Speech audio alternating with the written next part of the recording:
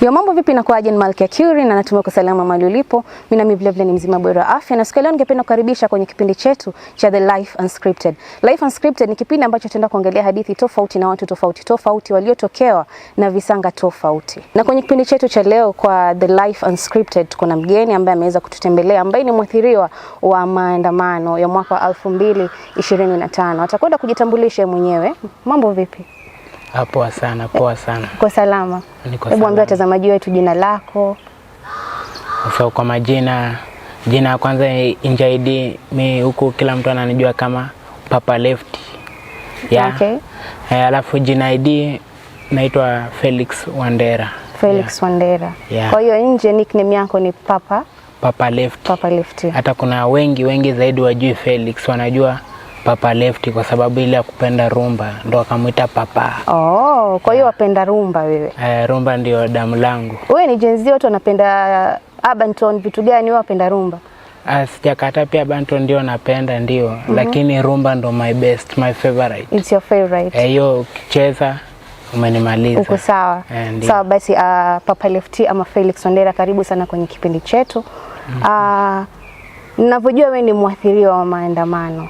Ilikuwaje? What happened? Unaweza kutuelezea kifupi kulitokea nini? Ilikuwaje hiyo siku?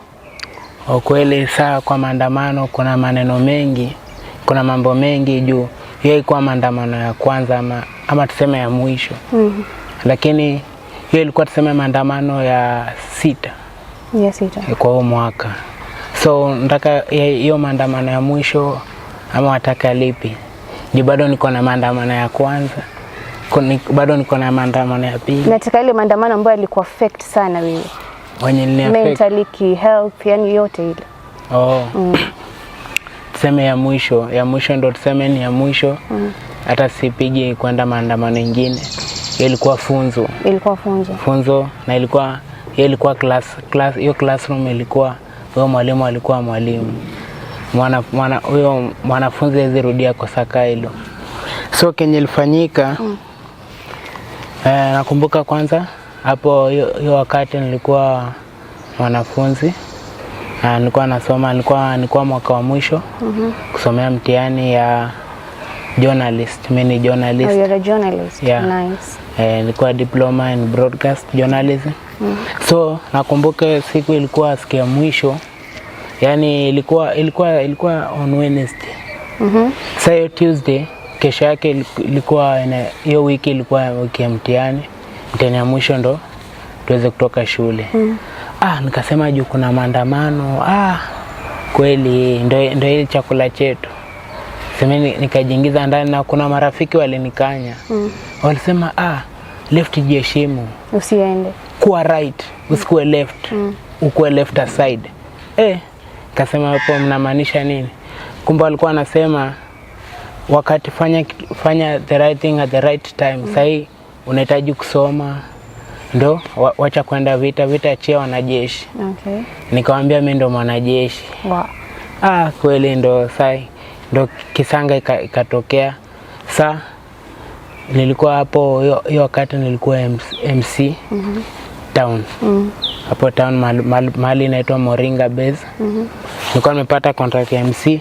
So DJ, niliambia DJ ndo kesho yake naingia kazi. Juu hapa ndio pia ni kazi, pia naenda kazi, yani nilikuwa nasema kwenda maandamano.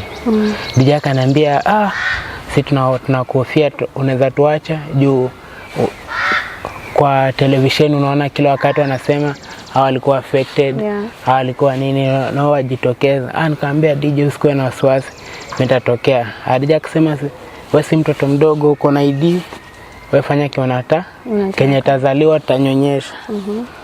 Ndipo kesho yake nikaenda na maandamano. Mission ilikuwa maandamano zangu zote ilikuwa naendanga naishia town. Town tunafanya visanga tu ya majenzi, siwaelewa. Zile visanga majenzi alafu najirudisha. Lakini hiyo siku, kwa hiyo ulipokuwa ukienda kwenye maandamano ulikuwa enda peke yako ama ulikuwa na wenzako ambao ulikuwa unaenda nao? Waseme kwenda peke yako kwanza ni kisanga. Hiyo kwanza huwezi faulu. An army, you need to have armies. So nilikuwa naenda na marafiki kama 3. Akienda sana nione, lakini tulikuwa naendanga 3 ama 2. Bali na wale kukukanya. So una marafiki ambao walikuwa wanakukanya usiende na wale walikuwa wanakubaliana na wewe. Juu hawezi kosa supporters, pia hawezi kosa haters. So supporters walikuwa wanasema tuende mbio. Na supporters wengine wako katika kitengo changu ambacho mimi nilikuwa nasoma na bado niko kazi. Hao walikuwa watu wa kazi. So walikuwa wananiambia tuende, tunaenda. So hivyo ndio ilikuwa tunafanya na tunaenda. So nataka niseme ya hiyo siku. Nataka kujua nini kilitokea. Sasa hiyo siku vile niliamka, sijui inaitwa jama nyinyi wa costume mnaitaje instinct. Sasa siwezi vizuri. Unaona niko na atasema tu hata kizungu haina shida. Instincts zako zilikwambiaje? Asubuhi nikiamka kitu iliniambia umeonya mara kadhaa. Na pia huko kwa bosi bado nilikuwa kwa station ya radio. Bado yuko hiyo station, tukipatana na bosi mara ya mwisho aliniambia, wewe vile umevalia na vile umeongea kwa hii show unanikalia unaenda maandamano, hata kama hujaniambia unataka kwenda maandamano. Ndio naweza sema aligez right. Pia bosi akanionya kusema wewe bado ni kijana mdogo, tunakuhitaji na Kenya unaona utaona zaidi, so sijifanye unaona kitu. Mimi nikapuuza yale maneno. Niposa nikajitoa. So asubuhi kuamka ya hiyo siku nilijikwaza, kitu instinct iliniambia ama niwache nisiende. Ingine naambia enda. Sasa nilikuwa naamua nisiende, lakini nikapigiwa simu mara 3. Na rafiki zako sasa? Sasa wale nilikuwa tuende. Wanaanza niambia uko wapi bana, unachelewa, tunachelewa. Wewe unatoa ama unabaki. Ananiambia mningoje, hata mimi niko mbele, nyinyi ndio mnanichelewesha. Ndio nikajikuta. So ilikuwa safari tukitoka tunaenda town kama kawaida. So hapo ndo saa kisanga ilitokea. Juu siku security ilikuwa kali. Ama ilikuwa hatari. Kwa sababu hata hatukukubaliwa kupita Kangemi. Kulingana na hiyo security, kuna wanapolisi, kuna sijui watu wengine, hata yani kwa ground unaona vitu za ajabu. So kufika ilikuwa mida ya saa 5 tukiwa hapo Kangemi. Tukaanza kuulizana, ama na pia majenzi wengine wanauliza vipi, mbona huku leo hapa Kangemi tunapitanga kama njia kawaida, mbona leo kumekaza canon ile water ya maji sinaitwa canon, mbona leo zimekaza, zimefunga njia juu na chini yote kumefungwa. Nikasema hapa inakaa noma. Lakini sasa wakati nafanya hivyo, sasa hiyo ndo furaha sisi vijana. Si majenzi kwanza wakikaza hivyo, sisi tunaendelea kwa kejeli, kwa kashifu. Na hiyo ndo kazi yetu. So hiyo saa 5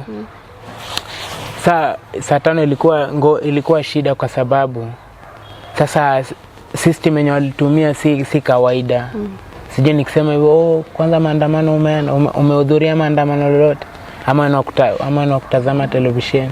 Mimi natazama. Wakutazama. So kuna ile real ground. Sasa ile kando na television kuna ile real ground.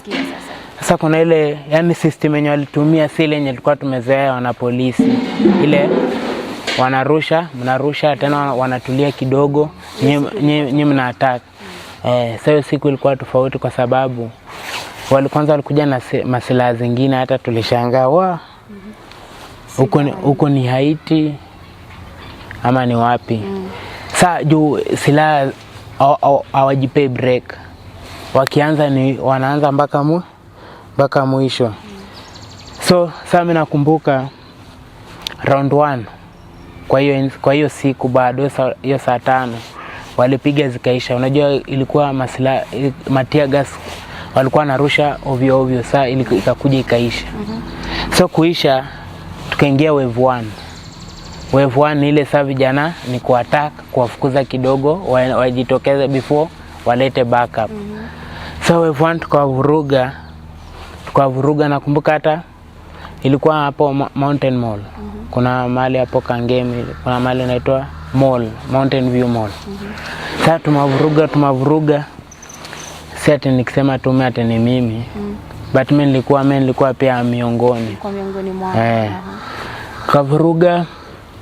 Sasa kumbe sasa kitu ambacho sasa kuvurugana ikakuwa hakuna, ikabaki tumewashinda, ikaonekana hivyo, ikaonekana tumewashinda. Bas, what next? After tumeona tumewashinda, kuna wale wenye anaamua kurudi. Sasa mimi na kikosi nilikuwa nayo nikasema bana, hii game bado ni ndogo. Nafaa tuingie town tuone. So kuna wengine walirudi baadaye. Kuna wengine walijitoa, walisema kumbe hivi imeisha mapema. Wakarudi. Ukasema bado. Mimi na bado na watu wengi. Wengine wenye walienda hata ndo kidogo, lakini pia kuna wenye walienda. Mimi nikasema bado juu nikasema tumekuja kwa shamba, tuko na jembe lakini hatujafika kwa shamba. Kangemi si shamba. So shamba yetu ni town. Huko ndo tunafaa tulime. So sasa kwa harakati, kumbe wakati tunafuata, so ilikuwa hakuna kupanda gari. Juu gari zote zimefungwa. So ilikuwa ni unafuata kama tuseme mbogi, kikundi. So tukapigwa ambush. Sijui ni kama tulikanyaga landmine, kanyaga landmine ilalipuka. So kupigwa ya ambush ni ile sijui walitoka kona gani. Unashangaa hata katikati yenu wenye mnadhani ni vijana, unashangaa huyu ni raia kweli. Juu uko raia, wewe umevaa raia, lakini waona watu tofauti, si wenye ulikuwa nao. Ndio watu wenye nilikuwa nao walikuwa, lakini obvious katika Kisangakai hamtakuwa pamoja. Ndio hata mnaweza pigana simu ujue ako area, lakini ako around. Lakini sasa katikati hapo watu unasema hata kama ni raia, si raia wa kawaida. Juu vile anakaa inashtua sana. Tena tuseme tu bado tena ako fully armed. Tunasema bana, na bado kirika ni tuseme ni millennial, ni jenzi mkubwa. Tuseme ni millennial, hiyo rika zao, lakini sura ni gumu. Alafu kwanza mkono. Sasa hapo katikati kenye ilifanyika, nikiwa tunaenda hivi town, tulianza kusikia kwa kionde yenye tulikuwa hapo kabla kumbuka mapolisi backup wanakuja. Tukaanza kugeuziana hapo katikati.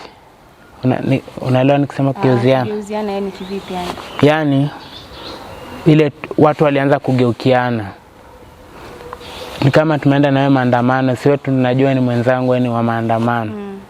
Unanigeuzia, unaanza hata kunishika tai na unanipiga. Sasa kwa harakati kwanza nikaona kwanza kijana mmoja alibondwa na alipigwa na kijana mwenzake. Nikasema ama ndo maguns. Lakini nikasema tena kani maguns ni sawa, lakini guns anaiba. Guns anaiba, lakini ule anakuumiza. Naona acha. Sasa kenaweza sema mimi nilishuhudia kama watu 3. Sasa sijui mimi nikakuwa 4. Vile nilifikiwa hata sijui. Nasikia nimekujiwa. Kukujiwa kwanza, unajua huwezi kubali hivi haraka. Kwanza unasema unasema nini youth, si ni youth. Tena tunaulizana ni tupigane na serikali ama wewe ni serikali. Kwanza nisikia tuko kofi. Kumbe kofi ndo sasa hapo ndo hapo ndo masuala ya masikio ndo ilitokea, lakini sikujua. Kofi nikasikia tu sijui nikasikia aje ama kitefu ama nini. Baada hapo, baada ya kupigwa kofi bado si ati ndo ilikuwa mwisho. Mimi nikajikaza tu. Kujikaza si hapo ndo niliwezwa. Sasa kwanza hapo the rest mimi kusema ukweli the rest sijui. Mimi hata kimungu mimi nikajipata hospitali. Kwa hiyo after kupigwa kofi hujui kulitokea nini tena baadaye? Kwanza hapo hata sasa kubeba kupeleka hospitali. Sasa hapo kwanza hapo hata sijui.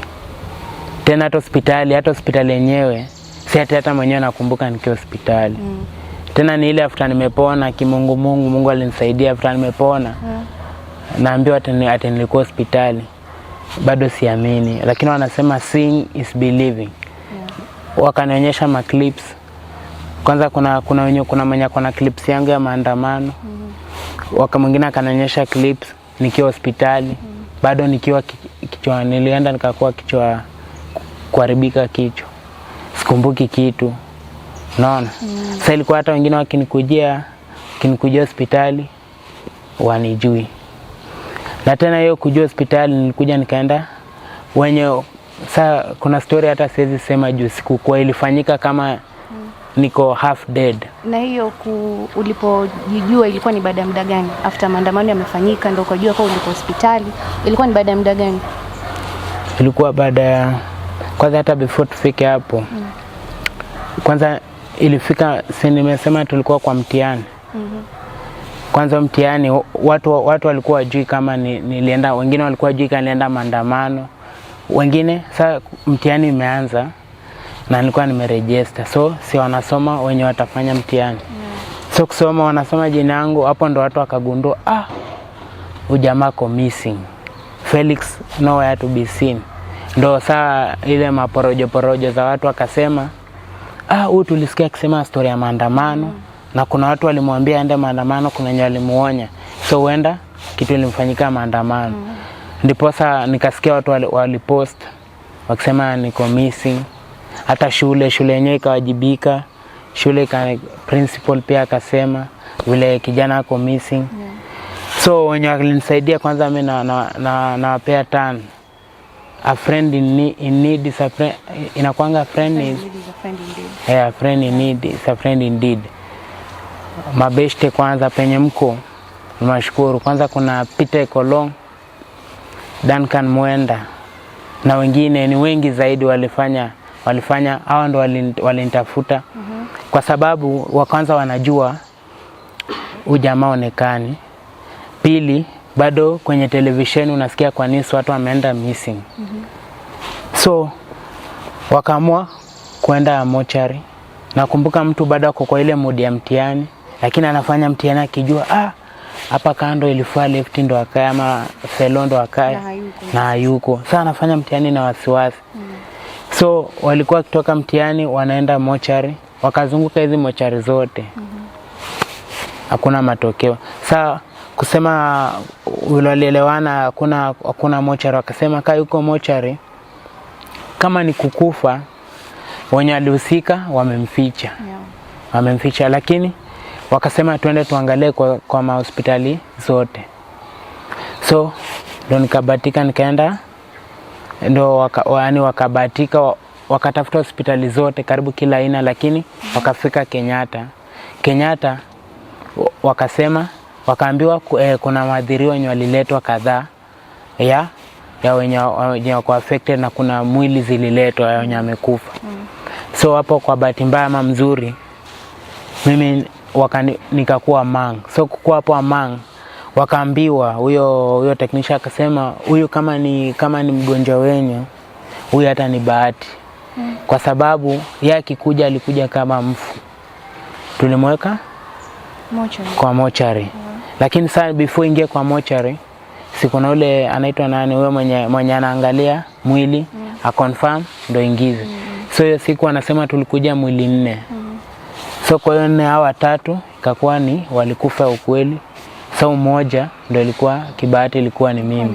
Wakasema huyu ako hali mbaya, lakini wacha arudi kwa hospitali tuone. Yule mortuary attendant ndo aliangalia akakonfirm akaona ulikuwa hujakufa. Nakumbuka sasa mimi tena akili ilikuwa ipo. Mimi hata hii ni story baada kurudi nikaambiwa ilikuwa hivyo na wale wenye walinichukua hawa marafiki. Nikasema yenyewe ina make sense. Johnny real.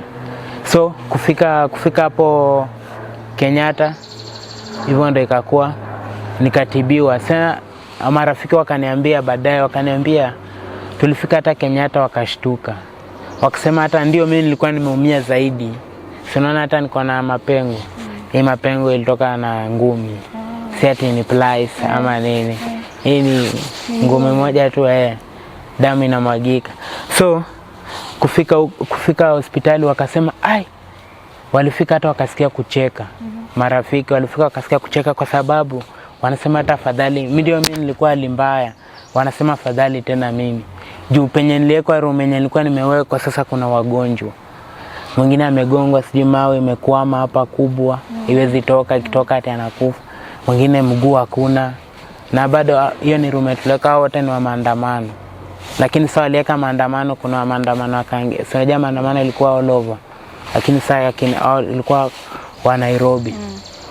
Sasa wakasema hata kumbe afadhali wewe hata ndio ulikuwa umeumia, lakini tena hata wewe ndo kwa hiyo room wewe ndo uko afadhali. Sasa ikakuwa hivyo. Hospitali nilikaa kama wiki 3. Kwa hiyo wiki 3 zote ulikuwa umepoteza fahamu? Nilikuwa hata video ningejua mapema kwa nakuja kwenye hili show, ningekuja na hizo clips. Uone. Juu hata nakumbuka tuseme watu wa nyumbani kuna wenye walikuja kuniona after nimepatikana. Mimi sikuwafahamu. Mimi naona tu huyu ni mtu wa nyumbani vizuri, lakini kwanza mimi kwa akili yangu nafikiria ni polisi. Kwanza nawakemea, anasema bana sitaki kusumbuliwa. So hivyo ndio ikakuwa, lakini wanasema ya Mungu ni mengi, ya kuku ni mayai na mengine. So Mungu akisema masaa yake bado kuna kitu anafaa akamilisha. So akili so kurudi, haikurudia. Mimi Kenya nakumbuka haikurudia hapo Kenyatta. Vile nitoka Kenyatta nikitolewa, ikakuwa ikasemekana wakasema huyu kama alikuwa anakaa Nairobi peke yake kulingana na hali haizi kaa peke yake, wacha ende nyumbani. So wakasema wacha tumlipie aende nyumbani. No, sasa familia ikawajibika, na bado hapo Kenyatta wakajibika. Wakasema wenye amekuja wote mjue vile mgonjwa atafika. Hapo mimi nikashukuru. So nikapelekwa nyumbani, bado nilikuwa sifahamu na nilikuwa siongei. So nilikuwa mtu wa gestures. Unaniongelesha tena kwa akili ndio wewe unanijua, lakini mimi sikujui. Juu hatujako sana, hatuwezi kurufishana. Lakini ukiongelesha mimi naongea na gestures. Nasema tunataka nini? Tunataka maji. Sasa nakumbuka Kenya, nikianza nakumbuka ilikuwa sijui ni mzee ama ndugu yangu. Ananiambia unataka nini? Mimi nikamwambia nataka maji. Sasa nikafanya hivi. Kusema hivi, anaanza kuchoma tena unataka pombe. Kashangaa tena igani. So kumbe katika harakati sasa sijui kunaenda. So ni ile mimi naweza sema ya kwanza mimi kurudi live, kurudi vile nilikuwa. Kwanza naweza sema ni Mungu. Ya pili, lakini Kenya ilichangia kurudi vizuri, na ndo nikakumbuka hospitali walisema vizuri yarudi nyumbani. Sasa nile kufika nyumbani, sasa ndo memory inaanza kurudi polepole. Najiambia hapa ni kitambo, nilikuwa nimekaa bila kurudi nyumbani. Nikasema hapa mahali kama hapa ni kitambo, hapa ni wapi? Ndo memory kaanza kurudi. Nikasema isi hapa mahali na kujua igo. Ndo memory kaanza kurudi. Ndo nikakumbuka tena niko nyumbani. Niko ushago, moshadha, niko home. Na nimefika aje hapo. Sasa nikaeleza story na nikaanza kuongea. So kuongea hata watu nyumbani wakafurahi. Kumbe umerejea mpaka unaongea. Sasa nikaanza kuongelesha tena, nikaanza kuongea mingi. Na ile naongelesha hata sinyamazi. Sasa si kama vile kawaida venye ulikuwa ongea. Sasa nikaanza kuongea juu nimekawia bila kuongea. Sasa niliongea nimeongea mpaka anasema si utulie, bado naongea na tena si kuongea bora, naongea point. Naongea ndo sasa ndo memory kaanza kaanza kuflashback, ndo nikakumbuka, ndo akanikumbusha, akaniambia umekuwa maandamano. Sasa kutaja tu hivyo memory karudi yote, hasa wakueleza. Sasa nikamwambia hata yenye mnajua bado hamjui. Hiyo mnajua tu an 8. So hivyo ndo Mungu akanijalia nikarudi sasa. So nikarudi, na baadaye hata tena nyumbani sikukaa sana. Nikaambiana nyumbani mtihani nilimiss. So na Mungu amenirudisha mapema before portal ya kufanya mtihani next ifanyike. Nikarudi tena juu mtihani nilikuwa nisha register, ni ile tu siku attend. So kuregister hii ya pili ikakuwa ni rahisi. Nikarudi September last year. Kurudi September kafanya mtihani, kila kitu ikakuwa sawa. Sasa hata ni graduate. So nasema hiyo ni mambo ya Mungu, na wenzangu washa graduate wenye tulikuwa classmate. Lakini anasema better late than never. Uzuri saisi never. Ni late but not never. So yote mambo iko sawa. Sasa niko sawa na niko on. Baka bado huku penye nilikuwa nafanya kazi ya awali ndio nilipoteza kazi mingi nilikuwa nafanya. Lakini mwenye alinikataza nisikuje nisiende maandamano, baada kurudi kuwa mzima akaniita akasema rudi bado unaweza fanya. Na ndio sasa nikarudi, bado naendelea na kazi na sasa niko mzima. Sasa niko mzima zaidi. Wow. Hata niko more than. Lakini saa majanga yanipata ni kama tu meno. Meno tu sasa ni kutokana na ile ngumi. Umesema ulipigwa ngumi. Tena walinifanya tena kupigwa, nilikupigwa. Hii hata effect yenye wanaona ni kidogo. Hata nikifungua hapa bado tunaona injury za mamak. Hata sijui walikuwa wananikata. Kichwa nilikuwa na dread lakini haikuwa kubwa. Nilikuwa ndogo. Kichwa kuona video nikiwa Kenyatta. Shanga imekatwa hivi. Na daktari anasema hii alama si ya panga. Hii si ya makali, si ya kisu ama nini. Sasa nikasema basi ni shock ama nini. Lakini unaona kichwa kaanza kuwa kiara, nikadhani hata itakuwa kiara. Lakini kama sijui na fed ama bado iko. Sasa ndio ilikuwa maswara. Na sana masikio na niligongwa.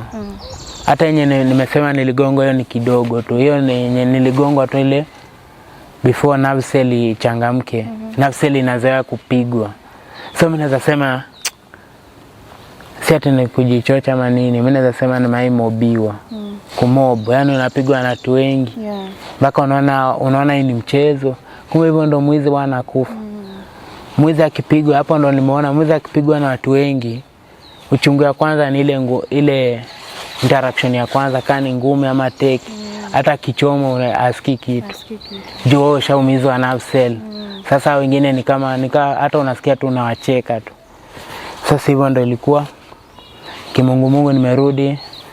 Shughuli inaendelea saa zote. Kama ni kazi inaendelea na shughuli zingine bado naendelea vizuri. So umesema meno ndo yana matatizo. Kuna labda sehemu nyingine ambao uliathirika? Kuathirika. Kwanza ukitaja sikio. Mahali mbili main. Kichwa iliathirika lakini hiyo imejifix.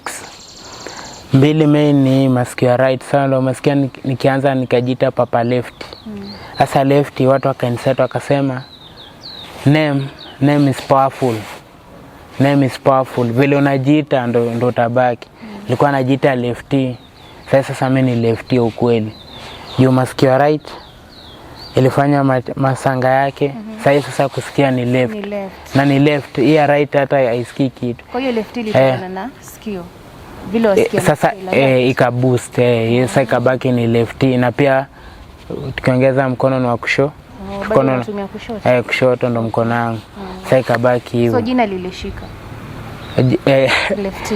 Sasa hata sasa wasema hata ukatawe si lefty ni lefty. By natural. Na sasa masikio uzuri naweza sema iniumi. Hakuna uchungu nasikia. Sasa nilifanya nikajua iko na shida. Hata hakuna mimi ndo nilijua kuweka earphones. Nikaweka earphones nasema kwa tena hizi earphones ni fake.